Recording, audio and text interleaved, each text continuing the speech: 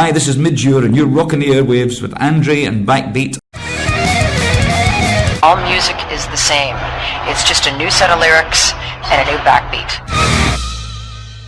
Well, Midge, thanks a lot for taking time out of your busy schedule, I'm sure it is. Oh, it's not that busy today. It's not that busy. Don't worry. To have a chat.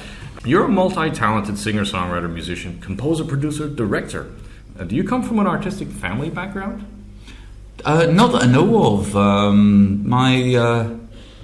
My parents didn't play any instruments. My dad used to play the piano very badly, but we never had a piano. My grandmother had a piano, and he used to kind of vamp on that, but really, I think he just made it up. So no, that was the only musical connection that I've got anywhere in my family.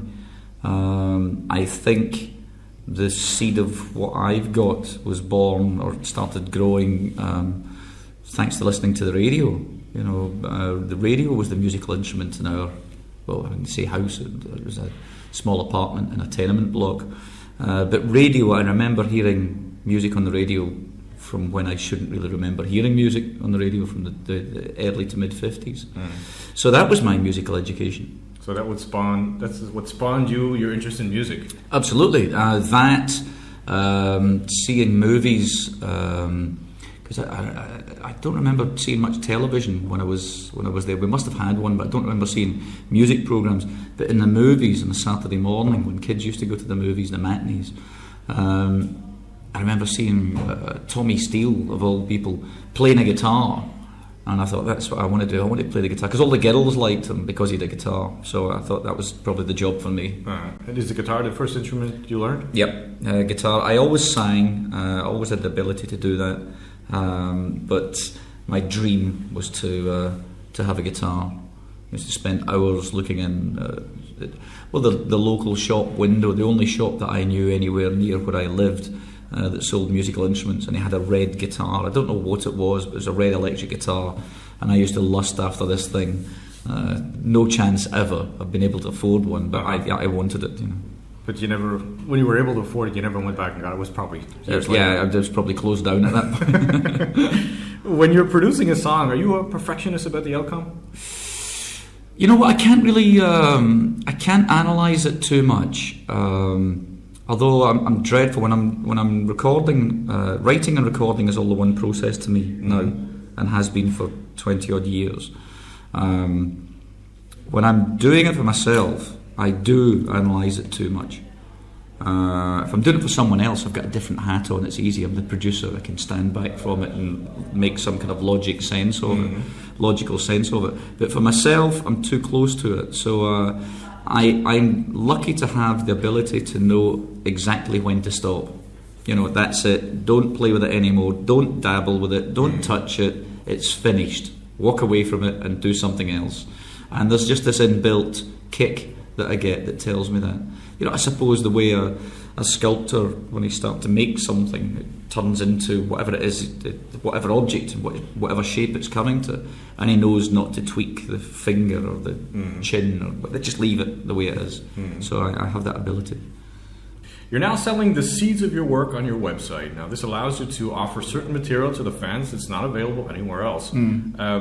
Was this a reason to discourage bootleggers, or are you the type of person who'd rather have control of things? Not really. The bootlegs are something completely different. I mean, on our website, we've actually got a couple of official bootlegs. So they are kind of bootlegs that are warts and all recordings, but it's still, at least they've been recorded fairly well. A lot of bootlegs are pretty dodgy copies. So these ones, we put them out as official bootlegs. So that's a way of kind of controlling it. But no, these days it's really funny, because when you walk on stage, and I'm sure most people in the audience don't know that they're doing it, or don't know that I know they're doing it, but people have got their phones, and of course they light up in the dark when they're recording, so people are recording you or filming you on the phone. Or small video cameras. And it's just part of the way things have gone. You know, 20 years ago you would had big guys in black jackets and suits taking the cameras off them to stop them from bootlegging. But these days it's all part of it. It's all that shareware thing. So no, I mean, I just think that it's interesting for fans to have these odd objects that I discover, these recordings from 15 years ago that I didn't even know I had, and rather than just keep them and stick them in an archive and they sit and gather dust, I'd rather somebody out there had a copy of it and heard it. Your song "Breathe" was used for a Swatch television advert. Some musicians view it as selling out to the establishment. How do you feel about that? Well, I think if you really took it down the hard line and said you weren't selling out to the establishment, you wouldn't sign a recording contract.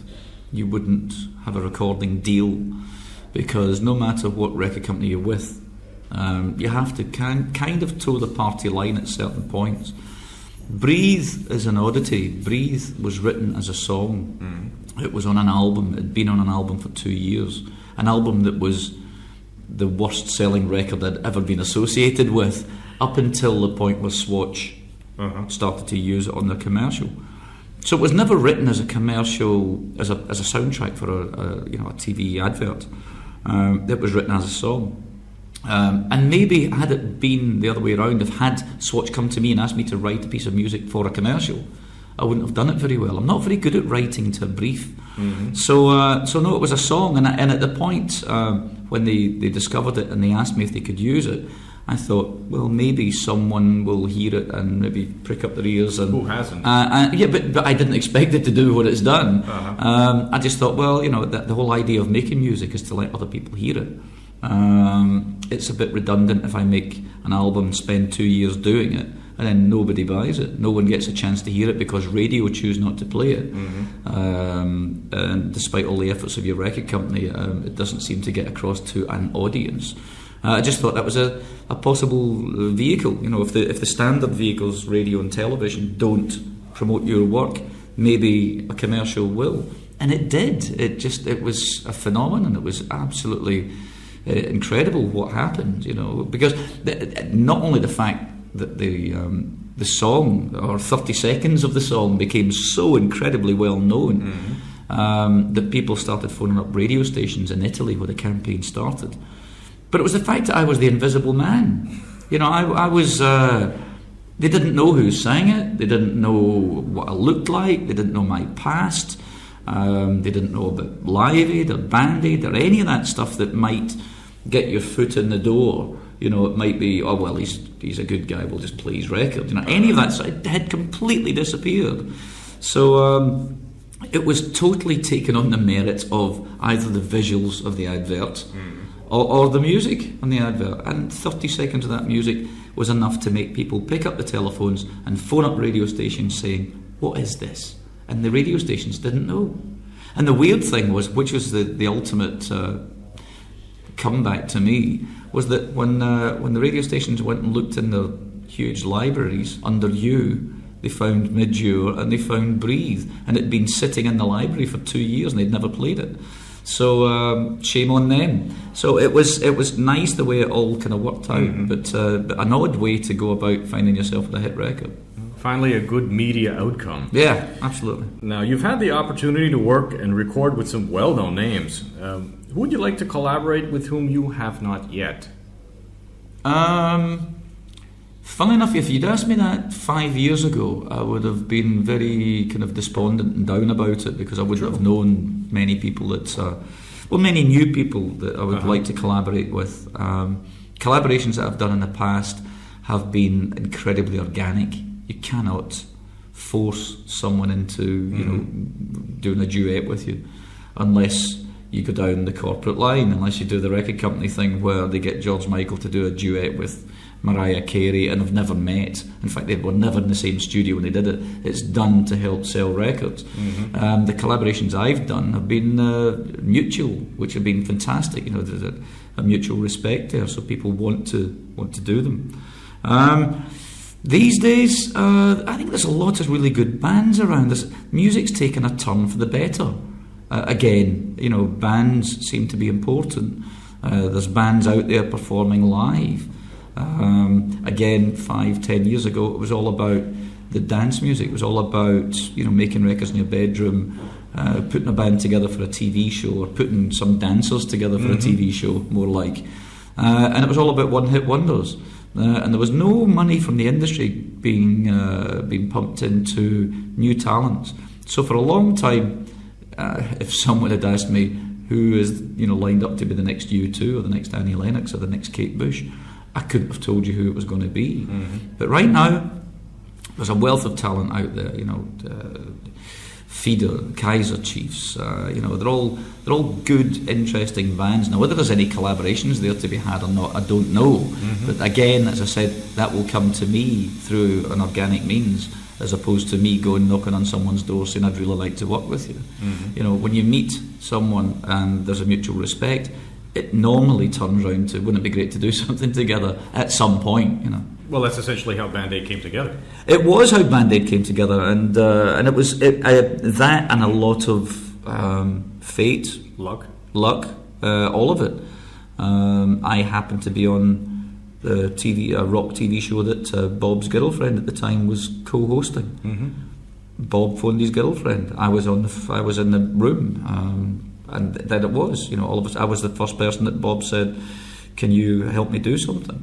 So it was pure fate. Had it been someone else in the room, they might have said no, and Band Aid might never have happened. So it was just being in the right place at the right time, and the fact that I knew both Bob and Paul. I'd known them for quite a few years at that point. So yeah, a lot of luck, a lot of fate.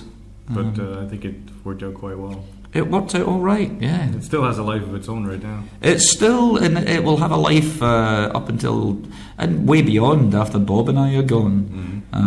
Just the very nature of what started it all, and that was a Christmas song. Being a Christmas song, any second now you will hear it as you walk around supermarkets and up and down the high street doing your Christmas shopping. It'll be blasting out of speakers somewhere. Or you'll have a choir, a little carol singers singing it in the street corner. Because that happens now. It's quite incredible. It's now treated with the same kind of awe and respect that a Death of Adelia's is, or White Christmas, or Jingle Bells. Yeah. Band Aid, one of the versions. Yeah, and you guys did a new version. Yeah, last year. Yeah, with Coldplay and Radiohead. And how well did that do? It did very well. It was number one for weeks, and it's still raised somewhere. I think the last count I had was somewhere in the region of £7 million. Because it didn't sell as many, because obviously records don't. But it was £4 to buy the CD as opposed to £1 to buy the record. 20 years ago. True. So it still raised the right amount of money. Makes a difference. You're touring solo now for the first time in Germany with an acoustic set of shows. What's the appeal of playing acoustic compared to playing an electric show? Realistically, yeah, it's painless.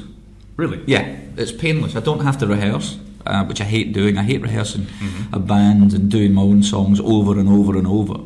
Because I kind of know them, I kind of know them until I forget the next line on the song, which I do all the time.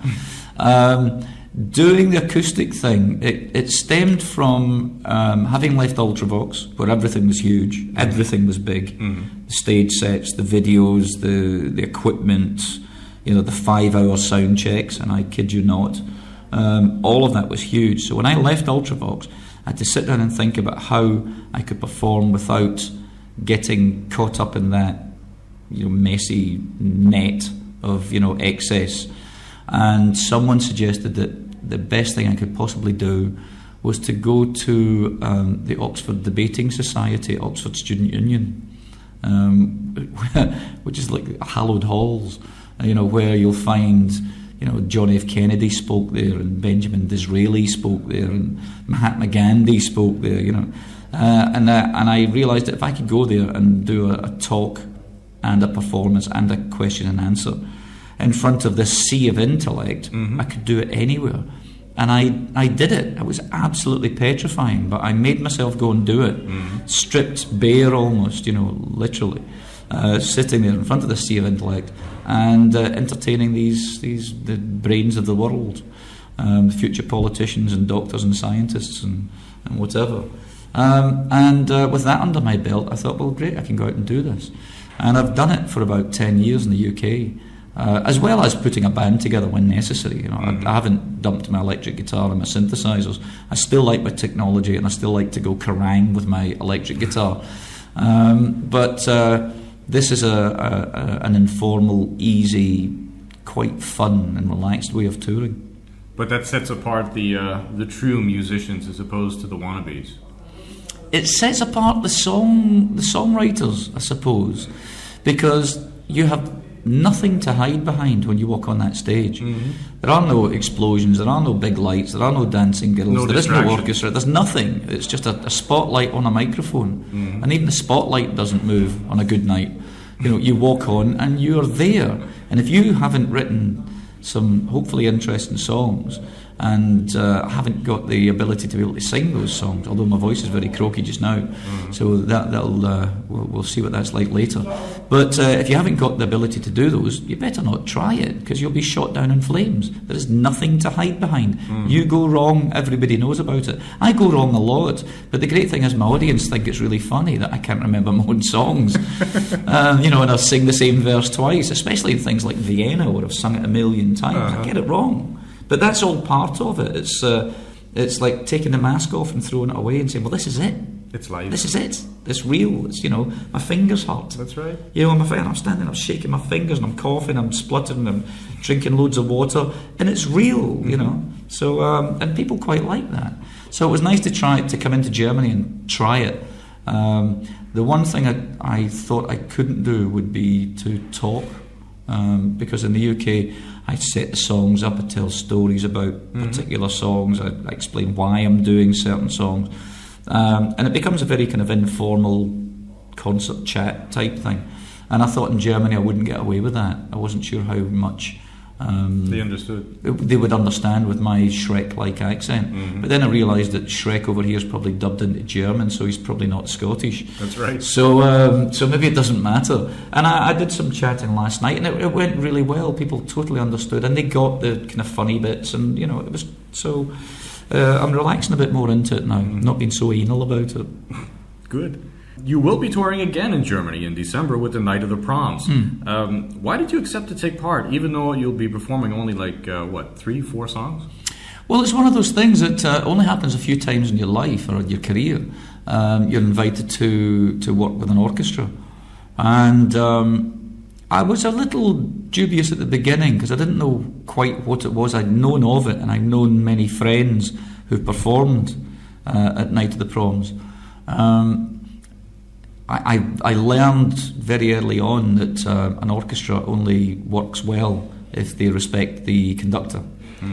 And I had a horrible experience. Well, Ultravox had a horrible experience where we did an orchestral version of Vienna way back when Vienna came out at first, and the conductor turned up 3 hours late. He hadn't finished scoring his stuff, and the orchestra were just so peeved with this guy. They played so badly, and he couldn't control them. Great. And we threw the tapes away. I cut the tapes with a razor blade and chopped it all up so that nobody'd ever hear it.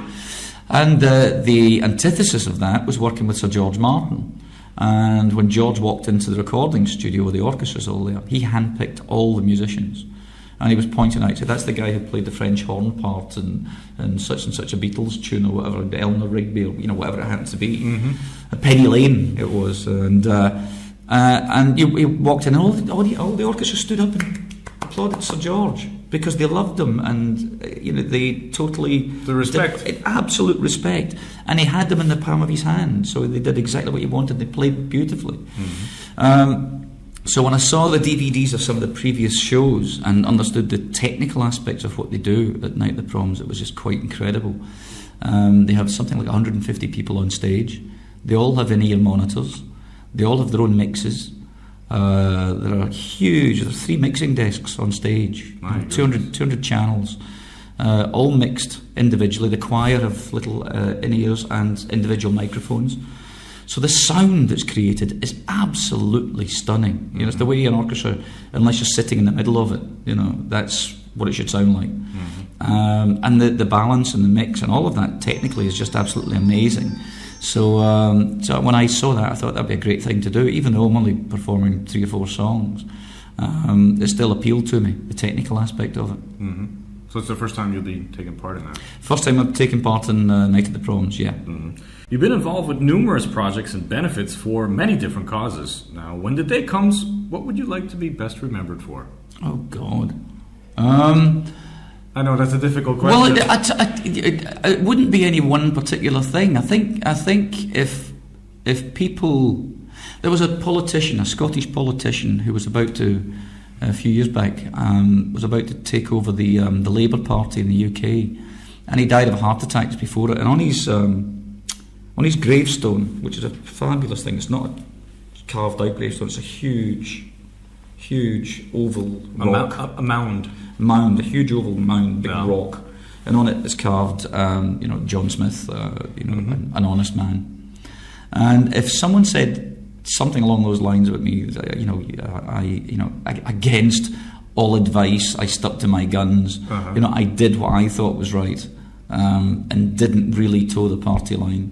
If I could count how many times a record company or a manager or whatever has tried to talk me into having a remix done of a tune by some ace dance guy, or having a rap put in the middle of one of my songs. And nothing against dance music or rap music or whatever, but it doesn't suit what I do. It's not you. It's not me at all. So if someone said something like that, if that's what you're remembered for doing something interesting, and because of that, a lot of the time swimming upstream, which I do all the time, every so often you find yourself just at the right moment in time, and bang, you've got yourself a huge success. And then for the next 5 or 6 years, you're swimming upstream again. But all the time, hopefully, doing something interesting. That would be a nice thing to be remembered for. You've hosted radio shows for the BBC. Could you picture yourself earning a living working in radio? Probably not a few years ago, because maybe 20 years ago you still had to have a very British radio voice, and now it's gotten much more regional. I don't know if I'd be satisfied with just sitting behind a microphone all the time. There's something about the artist in you that wants to be seen. Hence still been out doing this, hence still going out and performing. I don't have to do it, but I enjoy it. I'd miss it otherwise.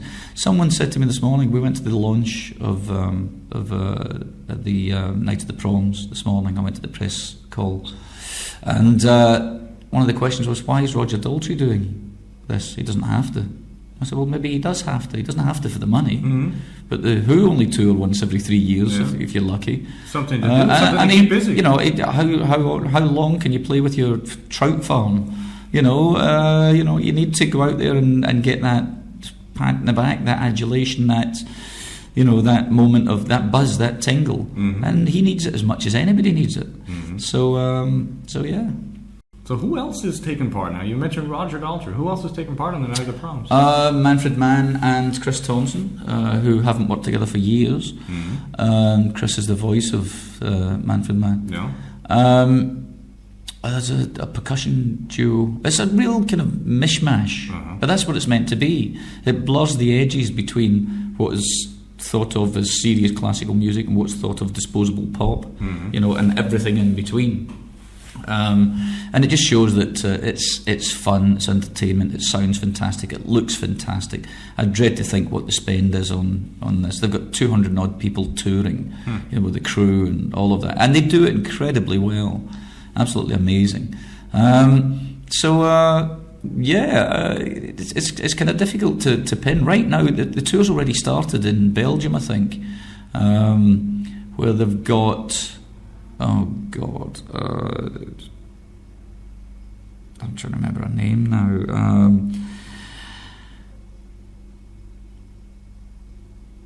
I feel good, I feel good, I feel good, I feel good, I feel good. Donna Summer. Donna Summer, thank you. You've got Donna Summer doing it, and then when it moves off into whatever else, Holland, I think, Seal is going to replace Donna Summer, and then Seal drops out, and I come in for the German part, so they stagger it throughout the entire tour. But Roger Daltrey's doing it all the way through. Cool. Yeah. Now, you just recently received an honorary degree from Abertay University in Scotland, I suppose. Right?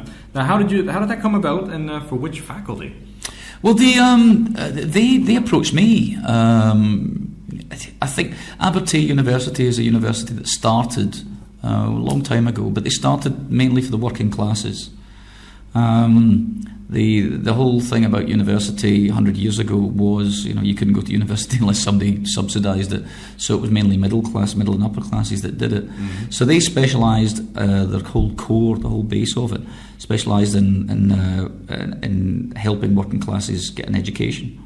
And I'm a working class guy, left school at 15, and they saw me as a role model, achiever.